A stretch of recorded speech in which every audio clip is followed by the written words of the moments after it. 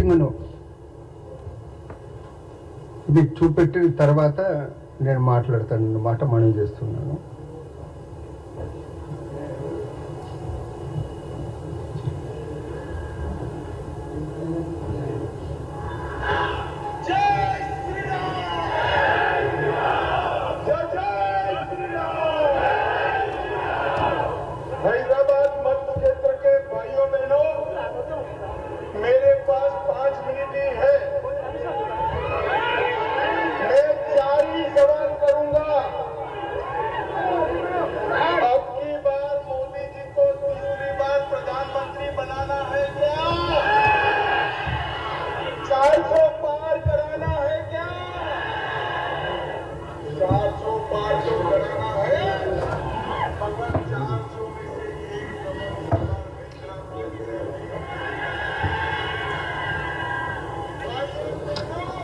ఇది చూపెడుతుంది ఎందుకంటే ఇంకా చిన్న పిల్లలు ఉన్నారా లేదా అనే విషయాన్ని ధృవీకరించడానికి చూపెడుతున్నాను. ఇది ఒక ఛానల్లే కాదు, ఫస్ట్ మే నాడు అన్ని ఛానల్లో కూడా రావటం జరిగింది. ఇది దానికి సంబంధించినటువంటి ఫోటో కూడా ఇది. ఫస్ట్ మే నాడు లాల్ దర్వాజా మహంకాళి టెంపుల్ నుండి సుధా టాకీస్ వరకు అమిత్ షా గారు హైదరాబాద్ లోక్సభ బీజేపీ అభ్యర్థికి మద్దతుగా ఒక ర్యాలీ నిర్వహించడం జరిగింది.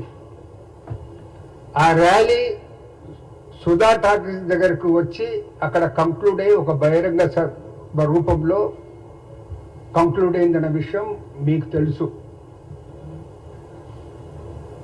ఫిబ్రవరి 5, 2024 నాడు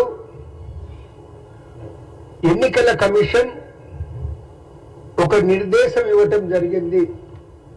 ఎన్నికల ర్యాలీలో, ఎన్నికల ప్రచారాల్లో చిన్నారులను ఎవరిని కూడా ఎటువంటి పరిస్థితుల్లో బహిరంగ సభల్లో కానీ ర్యాలీల్లో కానీ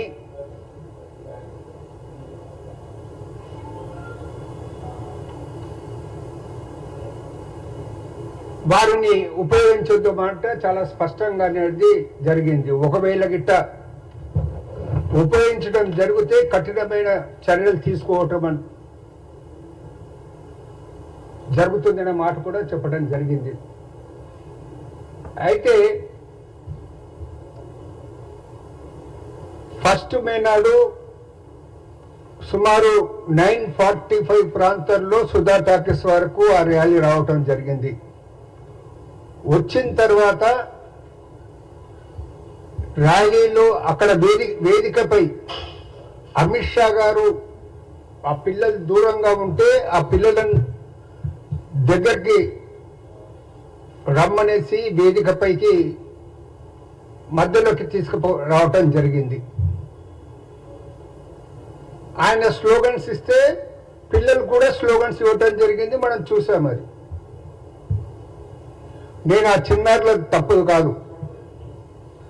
అమిత్ షా మామూలు వ్యక్తి కాదు, హోమ్ మినిస్టర్. మామూలు హోమ్ మినిస్టర్ కూడా కాదు. ఎన్నికల కమిషన్ యొక్క సభ్యులను నియమించే 3 సభ్యుల కమిటీలో ఒకరు ప్రధానమంత్రి మోడీ, ఒకరు లోక్సభలో ఆపోజిషన్ లీడర్ వారుంటే మరొకరు అనేది అమిత్ షా గారు. ఈ 3 కలిసే 2 ఎన్నికల కమిషనర్లు మన నోటిఫికేషన్ కు రావడానికి ముందు ఒక రోజు ముందు బహుశా వాళ్ళని అపాయింట్మెంట్ చేయడం జరిగింది. ఆ నియామక అధికారం ఉన్నటువంటి అమిత్ షాకు ఇది ఎలక్షన్ కమిషన్ ఇచ్చే రూల్స్ తెలియదా అనే మాట మాత్రమే నేను ప్రశ్నించదలుచుకుంటున్నాను.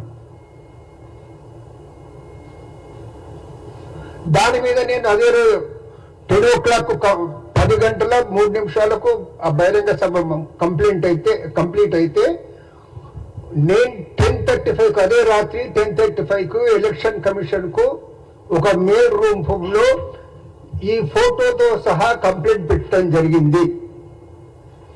కంప్లైంట్ పెడితే మొగల్పుర పోలీస్ స్టేషన్ లో 2వ తారీఖు నాడు సాయంత్రం ఎఫ్ఐఆర్ రిజిస్టర్ చేయటం జరిగింది. ఆ ఎఫ్ఐఆర్ లో Yaman Singh, candidate Madhavilatha, Amit Shah, G Kishan Reddy, T Raja Singh పేర్లను ఆ ఎఫ్ఐఆర్ లో వాళ్ళు నమోదు కూడా చేయటం జరిగిందనే విషయాన్ని మీకు మనవి చేస్తా ఉన్నాను. ఆ తర్వాత 3వ తారీఖు నాడు chief electoral officer Vikas Raj గారు డిస్ట్రిక్ట్ ఎలక్షన్ ఆఫీసర్ కు ఒక లెటర్ రాసి దీనిపై ఎంక్వైరీ చేయాలనే మాట చెప్పడం జరిగితే డిఓ గారు పోలీస్ కమిషనర్ కు లెటర్ రాయటం జరిగింది.